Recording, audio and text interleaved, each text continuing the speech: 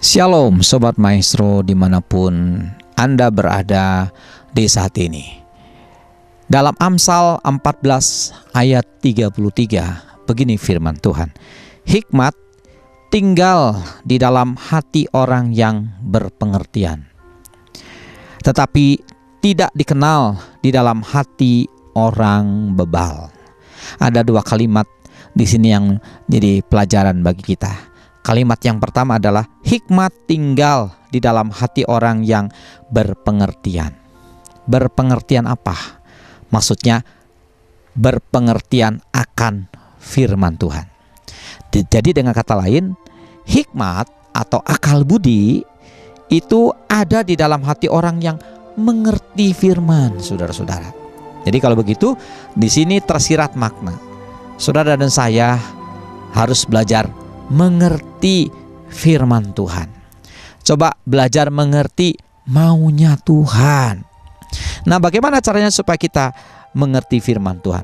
Ada 7M, saudara-saudara, untuk kita mengerti firman Tuhan.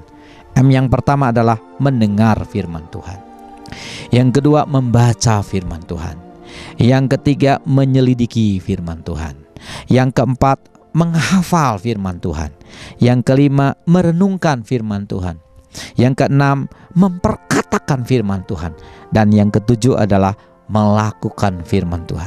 Kalau 7M ini kita laksanakan, niscaya saya sangat yakin kita akan punya hikmat yang datang dari Tuhan. Apa tuh maksudnya hikmat yang datang dari Tuhan itu? Itu membuat kita tidak salah langkah, saudara-saudara. Membuat langkah kita itu tepat.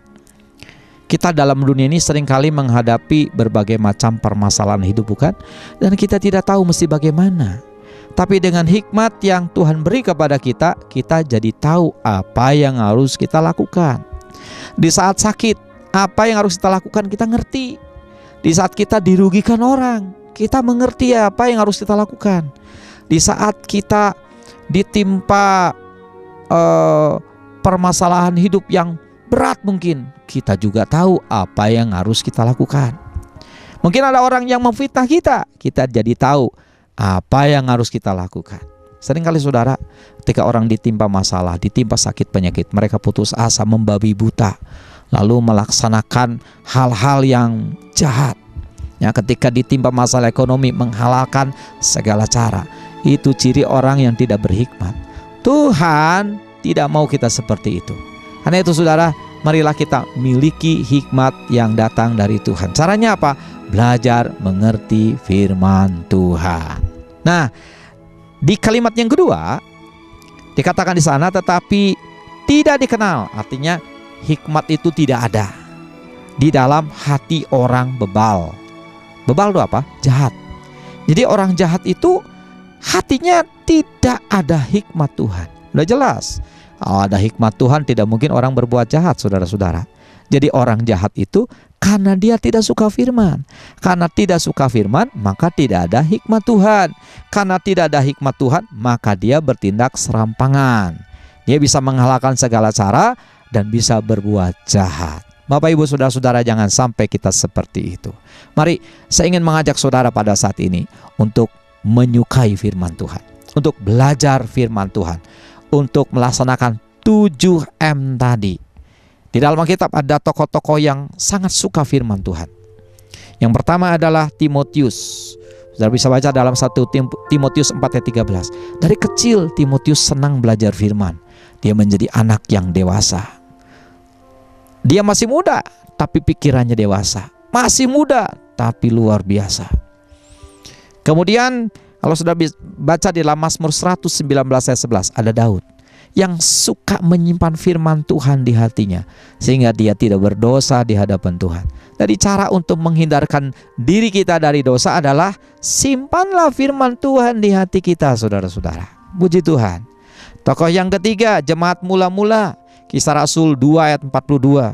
Mereka senang diajar oleh firman Tuhan oleh rasul-rasul, sehingga mereka menjadi jemaat yang disukai banyak orang, dan melalui mereka jumlah orang yang bertobat itu dipertambahkan. Dan di dalam surat Kolose 3 ayat 16 dikatakan, hendaklah firman Kristus itu tinggal di hatimu. Puji Tuhan. Nah baiklah Sobat Maestro, saya tidak panjangkan renungan kita saat ini. Yang pasti melalui dua kalimat ini Tuhan ingin kita bertambah-tambah di dalam firman Tuhan. Niscaya kita menjadi orang yang berhikmat dan tidak akan salah jalan, tidak akan salah langkah. Maka kita akan terhindar dari malapetaka. Tuhan kita baik, Dia menasihatkan kita supaya kita hidup berbahagia di dalam dunia ini. Mari kita berdoa. Terima kasih Tuhan Yesus untuk firman Tuhan yang sudah datang. Kami terima ya Tuhan. Hanya tolonglah kami Roh Kudus untuk kami dapat melakukannya di dalam kehidupan kami sehari-hari. Nama Yesus kiranya dimuliakan. Dalam nama Yesus Kristus kami telah berdoa. Haleluya. Amin. Tuhan memberkati kita semua Sobat Maestro. Shalom.